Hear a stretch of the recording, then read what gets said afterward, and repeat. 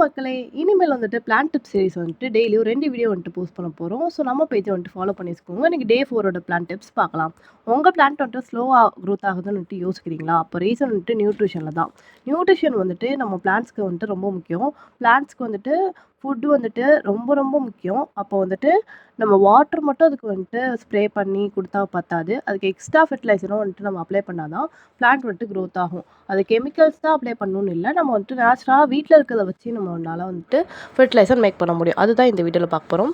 So நான் இன்னைக்கு என்ன ஃபெர்டிலைசர் மேக் பண்றத பத்தி சொல்ல போறேன்னு பார்த்தீங்கன்னா, பனானா பீல் இருக்குல்ல, அத வந்துட்டு நம்ம ஒரு 2 to 3 டேஸ்க்கு வந்துட்டு சோக் பண்ணி வச்சுட்டு, அந்த வாட்டர எடுத்து நம்ம பிளான்ட்ஸ்க்கு வந்துட்டு அப்ளை பண்ணோம்னா, நம்ம பிளான்ட் வந்துட்டு ரொம்ப க்ரோத் வந்துட்டு சூப்பராகவும், நேச்சுரலாகவும் வந்துட்டு இருக்கும்.